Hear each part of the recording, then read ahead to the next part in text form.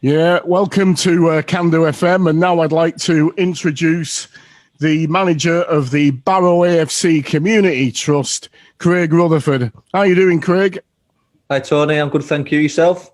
Yeah, fine, thank you. You looking forward to a break at Christmas, or have you not got one? I get a short one, yeah. So I get Christmas Eve and Christmas Day, and then obviously we're travelling to Port Vale on Boxing Day. So looking forward to 2 days with the family, and then I think I've got a couple of days in between Christmas and New Year as well. So yeah, I do get some time, and I'll use it wisely and spend some time with the wife and children. Fantastic. So I believe you're doing a bit of community work as we speak, Craig, aren't you? You're at a school at the moment. So what does this week entail, and when do you finish? Yeah, so I'm just up at Victoria Academy at the moment. We're running our free fit and focus program again, which we launched in the summer. This week, it's 3 days, Monday to Wednesday. So today's our final day. And the council have supported this program with the hardship fund. And we've managed to get 50 children some free physical activity from 9 a.m. till 3 a.m. to 3 p.m. Monday to Wednesday. So we've got 2 sites running here at Victoria and one at Cambridge Street Primary as well. Oh, you're going to say 50 free Christmas presents there, Craig. To be fair, yeah, we've each child's got a goodie bag, so with some sports equipment in that they can take home and stay active over the holidays. So we've used the funding as wise as we can. So each child's got a Christmas present and a little selection box as well. Now, since we last spoke, Craig, which was probably about 6 weeks ago, a lot's happened since then, obviously. So have you got any thoughts on the last 6 weeks since we last spoke? Yeah, I suppose it's been a bit mixed. I know results haven't been fantastic for the first team. Hopefully last Saturday is kind of that kickstart we need, and we can back that up on Boxing Day and start a good run. Obviously disappointed to see David go, but football's a very ruthless place. I thought that David, given time, would have got us going, and I think the game on Saturday, you saw a David Dunn team there. So, but we move on. I wouldn't envy making those decisions, and we look forward now to who the club bring in, and fingers crossed I get to work with them and they keep me around. But time will tell. But yeah, it's been a bit of a crazy few weeks. So even though you're still doing the community work, Craig, you're still involved in coaching and helping out. It hasn't changed. No, my role hasn't changed as of yet. No, so I've still been travelling, still been involved, still been doing my role with the first team. So I guess it's just a bit of a waiting game now to see what the new manager wants for his setup and if he wants to keep me around. So time will tell.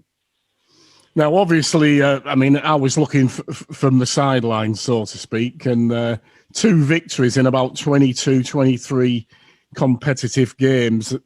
David Dunn must have known he was under the pressure that most managers come under when they've got that sort of results stats.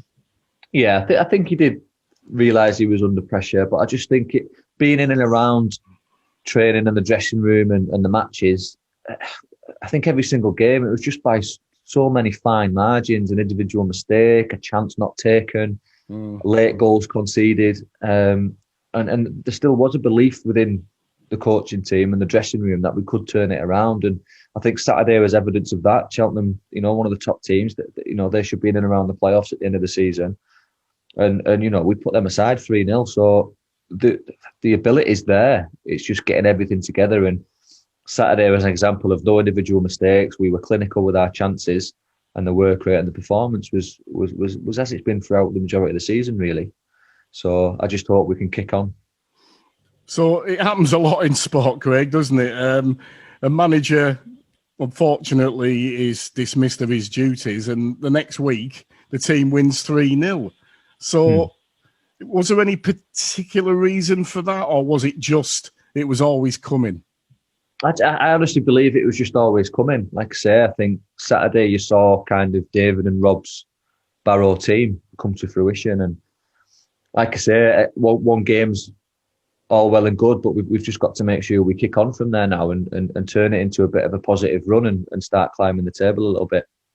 So what was David Dunn's main strength, Craig? You only knew him for a short time, obviously, but what stood out to you about the man? The man, I think, again, he gave me time guidance, advice. He wanted the best for the club and the town. And then just seeing him on the pitch coaching, he was a very passionate coach, very good coach. So I think he's very early on in his management career, and I know there is a difference between coaching and managing. It's hard to describe really, but there is a difference, and you could see David's an exceptional coach, and I just hope he is given an opportunity to continue his management career. Because as I said, like from a personal point of view, I always look at it from my point of view, and the experiences I've had over the last 3 years at the club have been fantastic, and David continued to do that for me, continued to sort of advise and guide and stuff like that. So I'll be forever thankful to him, forever thankful to Rob, Ian and Peter really from the last regime as well. So yeah, I mean, David Dunn's still young in the coaching world, isn't he? He's only 40. Definitely. Yeah, and, absolutely, yeah. And to be fair, the job he got at Oldham, he wasn't really given a fair chance there. Things behind the scenes worked brilliant from what I understand. So this was really his first real punt at a full-time management job with a pre-season behind him and stuff. And then, apologies, that's the kids if you can hear. Yeah. But again, you know, he's had a lot to deal with, as have all managers, with regards to COVID and those situations. And yeah, absolutely. I said on the last interview, he didn't really get the opportunity to ride the positive wave of last season. And you imagine what the crowds would have been like for the first few games of the season, and firmly believe that the fans at Barrow do give us that extra bit of motivation and that extra strength to complete games and get over the line. And you look back at Bolton and games like that, I think if we had our fans there, I think we would have definitely won those games. Now, I'm going to be a little bit provocative here now, Craig, if you don't mind. So there's me, a supporter, looking in from the sidelines. 2 victories in 22-23 competitive matches. Yeah. As you say, a few errors, a little bit of indiscipline, etc., etc.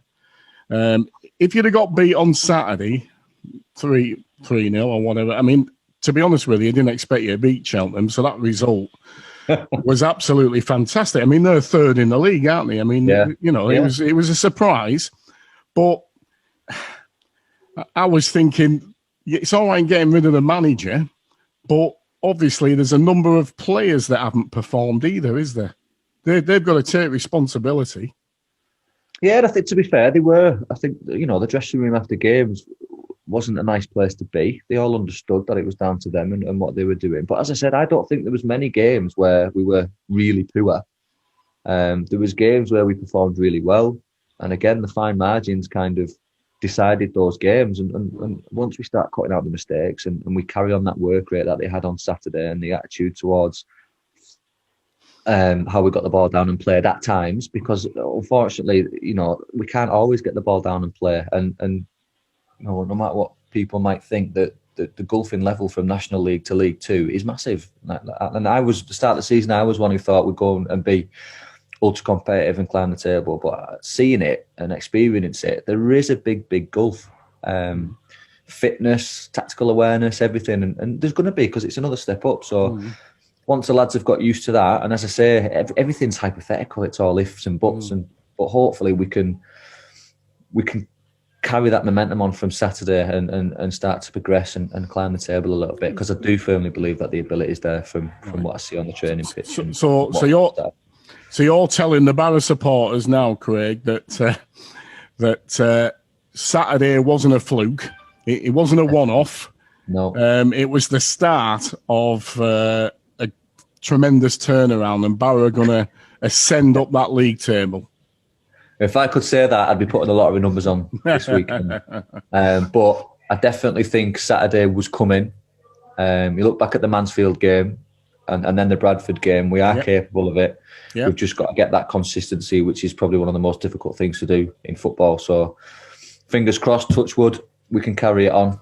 And, you know, we just hope the supporters keep getting behind us like they have done. The atmosphere on Saturday was fantastic. So we need more of that, especially with the 2 games coming up after Boxing Day, with Tranmere and then the 2nd of January. So, does that make a big difference, Craig, the crowd to the team? Oh, massive difference, especially when you need that little lift and that little boost. The roars, the cheers, the encouragement, you know, the players do hear it, but they also hear the other side, and, you know, the fans are entitled to to moans and groans when things aren't going well. But hopefully we can just get behind the lads, and they do feel it and they do enjoy it. They love playing in front of the fans. So Saturday was it was a great day. Saturday, I know the weather was absolutely horrendous, but the atmosphere was fantastic and it matched the performance. So good. It'll continue. Well, everybody wants to see Barrow successful. Obviously, we don't want to. We don't want to wait 48 years to get in the Football League and just have a season there, do we? And after season, nobody could see them. So, absolutely. Yeah. And to be fair, it helps my role. If the team are performing well and they stay in the Football League, it helps us in the community sort of spread the word of the club, and people want, like, our team of coaches to be involved and things like that. And you see it now with young children, especially with the role I've had in the first team. They recognise you, and you were at the first team, don't you? And they have that lift and that buzz. So the younger generation of supporters is now following on to the amazing support we've got from that older generation and things like that. So hopefully we can keep developing future generations of supporters. And the more the team perform and succeed, then that obviously helps. Now it's Port Vale on Boxing Day, Craig, which is Saturday. I'm losing track of you. I know.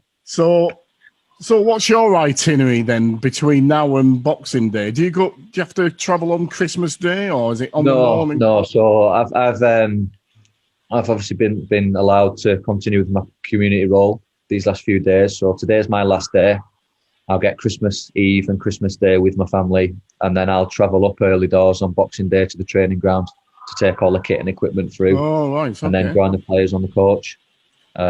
So there's no overnight stop or anything. No overnight stop. No. It's a Boxing Day travel on the day. So the lads will get Christmas Day with their families as well. Right. Port Vale Stoke, isn't it? So yeah, it's a few hours. Yeah, so it's not too bad. Hopefully it gives us enough time to stretch our legs and things before we get there and get the journey out of our system, which is what the warm up will hopefully do. Now, Port Vale are a bit hit and miss, aren't they? Mid-table? There's nothing special about them, is there? I mean, you've got to keep the momentum going. You need to be looking for some sort of result here, don't you?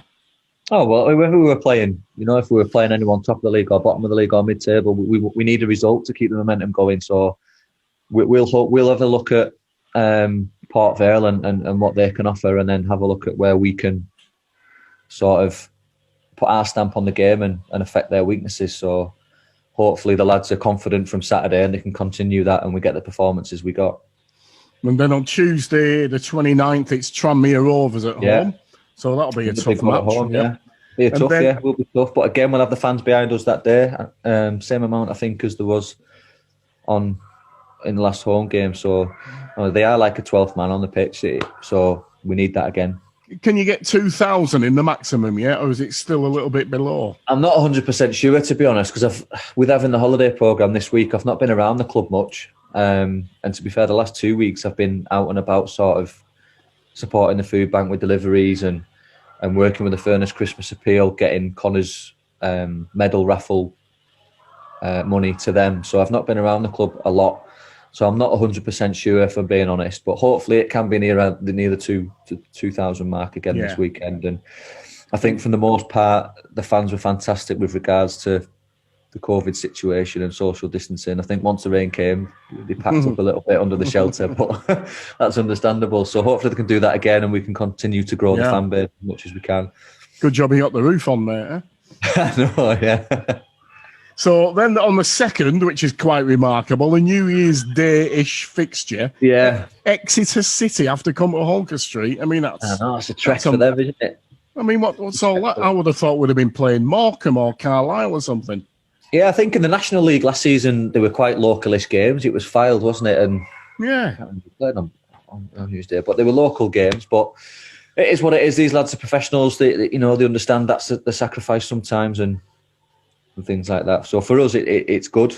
Yeah. Well, for me anyway, because I get to spend New Year's Eve with the family and New Year's Day with the family as well. So, and then the week after, Craig, it's Southend away, who've started to buck up big time, haven't they? I think they've won another massive 2 or 3 on the trot.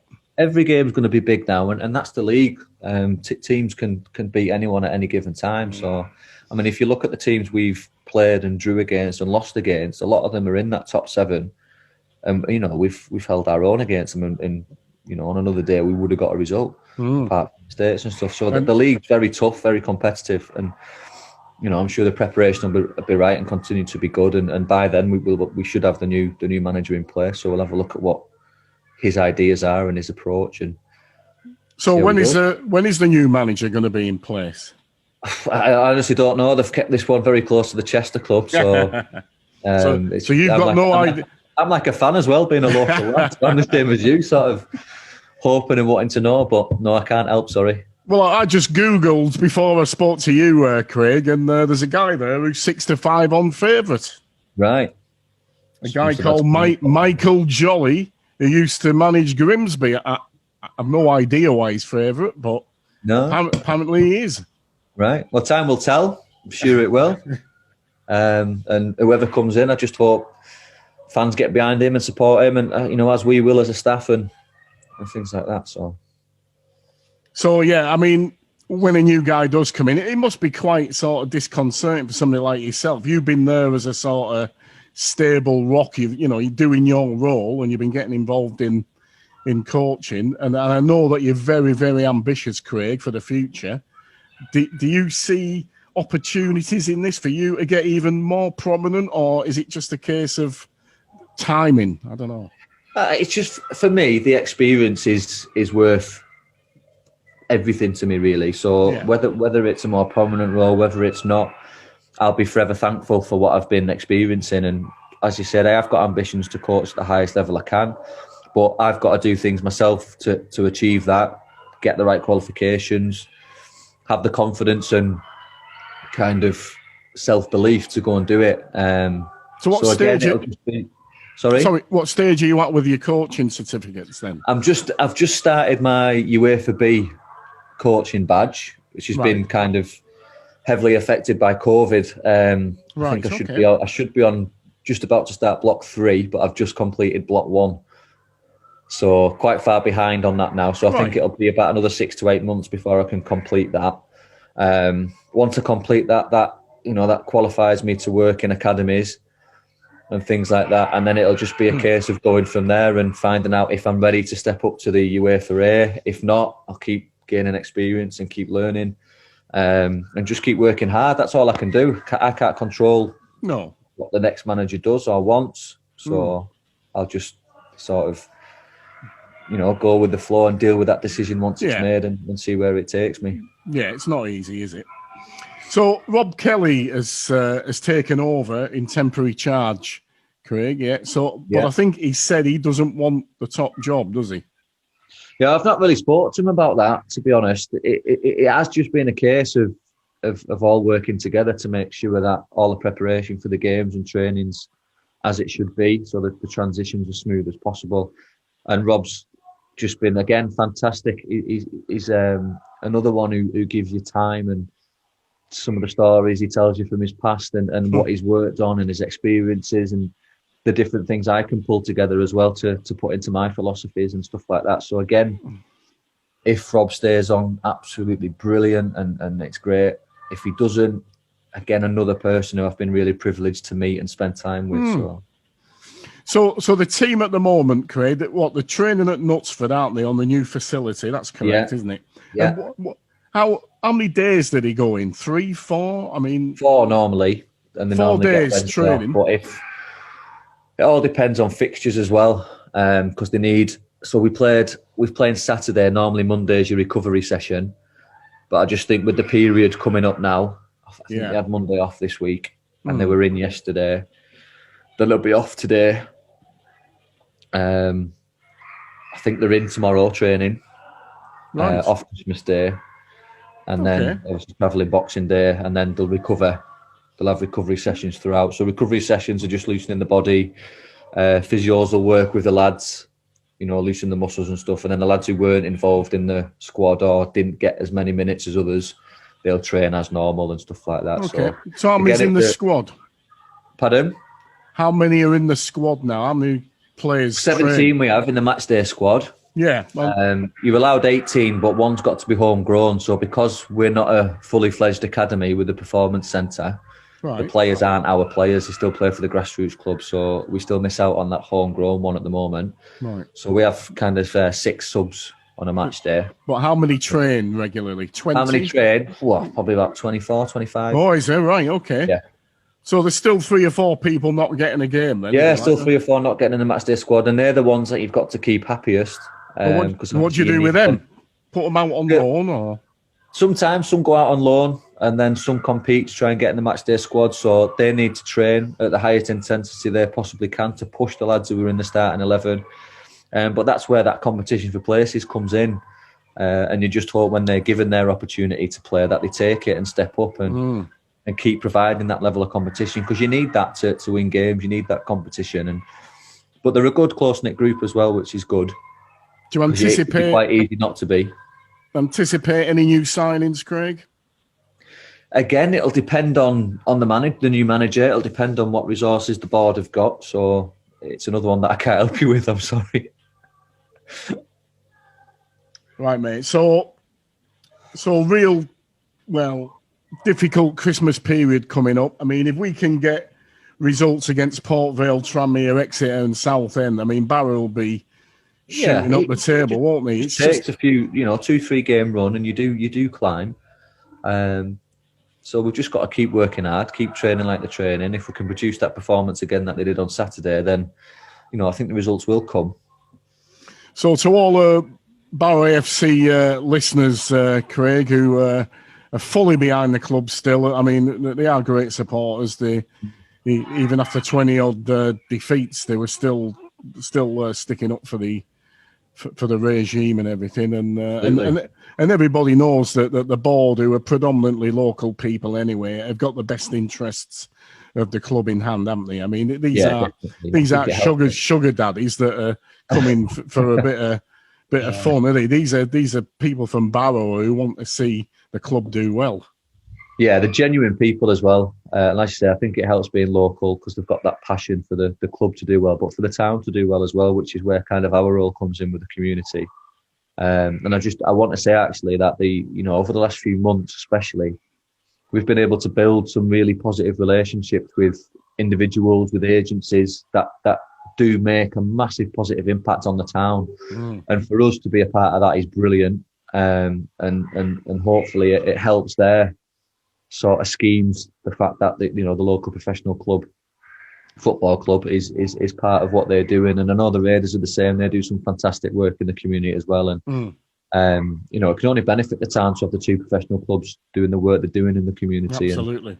And I've been blown away by places like the Food Bank, Furness Christmas Appeal. The work they do is just it's something else. I mean, we're volunteering every Friday at the moment now in the Food Bank because we want to maintain that relationship and not just be a flash in the pan where we do something over Christmas and then go. So we've committed to a long-term kind of partnership with them. So like I said, I've been delivering parcels for them every Friday and stuff like that. So I'm going to continue that. Oh yeah, continue to work with the appeal. So yeah, the work you guys do, Craig, absolutely fantastic, and everybody appreciates that, and you can see it.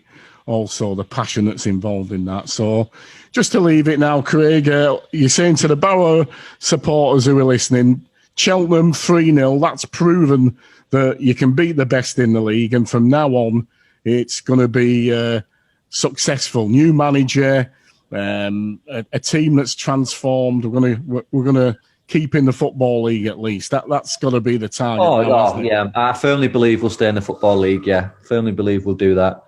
But I just continue to support the lads, continue to support the team like you did on Saturday. It was absolutely brilliant. Honestly, I'm out and about town. I see supporters, fantastic people. I love the people of Barrow. So I hope they all have a really Merry Christmas, and hopefully we can make it even brighter with a few wins over the next few weeks.